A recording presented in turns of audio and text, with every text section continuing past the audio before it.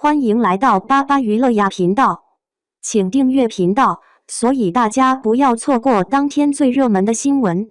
我们今天的时事通讯包括以下内容：陈晓咋都没想到，当初身边的小跟班，如今已成了古装顶流。如今经过华丽转身，竟然一跃成为古装剧中的新晋顶流，备受瞩目。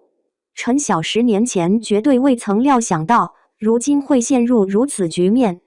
曾经有个被称为小透明的人，他的名字叫程毅。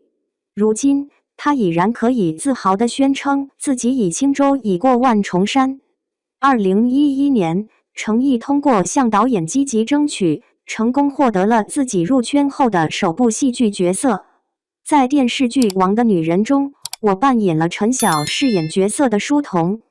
当时他站在陈晓身旁，戏份却极为有限，寥寥无几。令人意想不到的是，时隔12年，他们竟然能够围坐一桌，畅所欲言，交流无碍。在当天的活动中，陈晓安静地坐在一旁，全程保持着沉稳的姿态。我既没有走上红毯以证明自己的价值，也未曾沉湎于繁忙的应酬之中。当看到程毅时，两人兴奋地展开了交谈。可能他从程毅身上捕捉到了自己的某些特质，仿佛看到了自己的影子。程毅历经10年的磨砺与努力，终于成功地从最初的配角逐渐蜕变，成为了今日备受瞩目的男主角。近几年，如果要提及哪位男星堪称最励志的代表，无疑是那位以不懈奋斗和坚定信念赢得观众认可与喜爱的男星，那非程毅莫属了。他初出茅庐时，肤色略显黝黑，发型也显得较为传统朴实。与现在的他相比，简直判若两人，宛如两个截然不同的个体。回顾程毅的过往经历，可以说充满了坎坷与挫折，用悲字来形容毫不为过。他今日的成就，源自于坚持不懈地跑了10年的龙套生涯。正是这份执着与努力，让他得以积累丰富的经验，最终获得了如今的成就。在行业内遭受同行的排挤，原本已确定的角色竟被临时替换。他曾多次受到导演或制片人的否定，认为他并不符合要求。经过深思熟虑，我认为程毅并不适合从事演员这一职业。他的特质与演员所需的能力似乎并不吻合，因此我坚决认为他并不适合走演员这条道路。他在前行的道路上所遭遇的辛酸远不止这些。在琉璃的发布会上，尽管他明显在极力控制自己的情绪，但泪水却几乎夺眶而出。然而，他却被恶意剪辑，无端指责为黑脸，这实在是有失公允。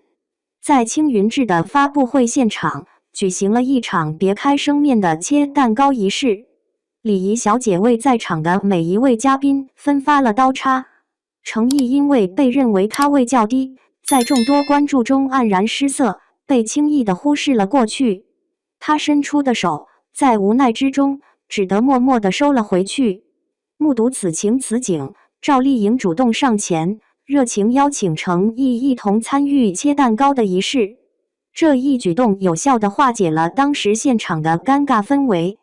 在长安诺的开机仪式现场，各位工作人员和演员齐聚一堂，共同见证这一重要时刻。所有参与拍摄的演员、配角以及幕后工作人员均收到了开机红包。然而，令人费解的是，主演程毅却唯独被众人所忽视。经过他多次主动索要，最终成功获得了红包。在沉香如屑的直播活动中，工作人员甚至未能为相关人员安排合适的房间，这一疏忽显然未能体现出对参与者的充分尊重和妥善安排。他独自静静地坐在楼梯间，专心致志地进行直播。时至今日，我的成长之路无疑是脚踏实地，一步一个脚印地摸索而来的。然而，仅仅因为一句轻率的欢瑞太子，就轻易地抹杀了他的辛勤付出和不懈努力，这样的评价显然有失偏颇。然而，公司对于身为太子的他，究竟采取了何种举措呢？提及提供援助，那简直就如同白日做梦般不切实际。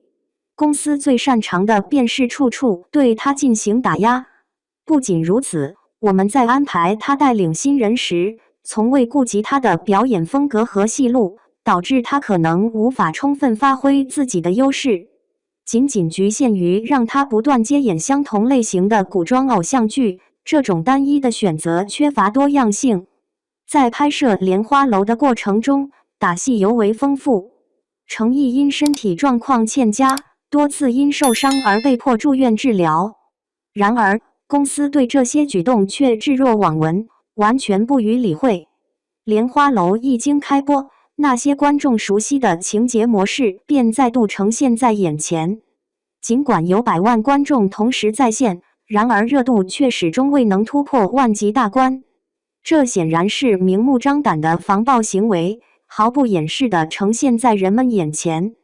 此外，后期宣传一直未能与整体节奏保持同步，存在明显的滞后现象。这待遇若以质子来形容，相较于太子而言，似乎更为贴切。然而，真正的金子终究会闪耀其独特的光芒。无论怎么防范，好剧始终保持着其优秀品质。优秀的演员终将迎来他们展翅高飞的一刻。程毅近期频频亮相各大盛典，其独特的魅力与风采展现得淋漓尽致，令人一眼便能感受到他的与众不同。仔细观察他的表现后，我恍然大悟，原来聪明才智并非只能源自内在，有时也能巧妙地演绎出来。在剧中，他挥舞红绸剑舞，引得万人瞩目，街道上空无一人，纷纷前来观赏。在爱奇艺尖叫之夜活动中，他显得有些迷茫，无法准确找到自己的座位。看到曾舜晞在面前打招呼，他却依旧表现得像个茫然的小学生。经过一番努力，终于找到了一个座位并安心坐下。当他需要上台时，他完全未意识到这一安排，对此一无所知。在曾舜晞的拉动下，我不得不又向后退了半步。当他面前递来话筒时，他迅速且言简意赅地说了两句，随即便将话筒让给了下一位。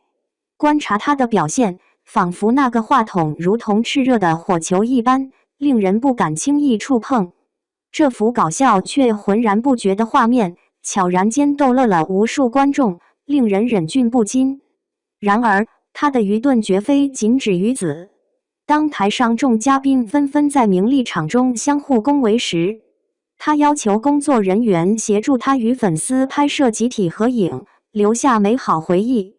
众所周知，他因鲜少使用手机，导致对当下的流行趋势了解不足，因此常被戏称为2G 网。很多时候，大家所说的话他根本无法理解。然而，他之所以选择断绝与网络的联系，恰恰源于曾经遭受的网络暴力。在最近的盛典活动中，他摒弃了手机，为内地娱乐圈树立了一个值得学习的典范。在观看他人表演时，他始终保持端正的坐姿，全神贯注，直至整场舞台表演完美落幕。请为每一位上台的表演者献上热烈的掌声，表达对他们的尊重与赞赏。在盛典的领奖台上，所有奖项均已完成颁发。然而，台上仍有歌手正在展现他们的音乐才华，进行精彩的表演。此时，台下的座位早已空无一人。然而，只有程毅一人，身姿笔挺地坐着，显得格外显眼。请为正在台上深情献唱的歌手献上热烈的掌声，以表达您的赞赏与支持。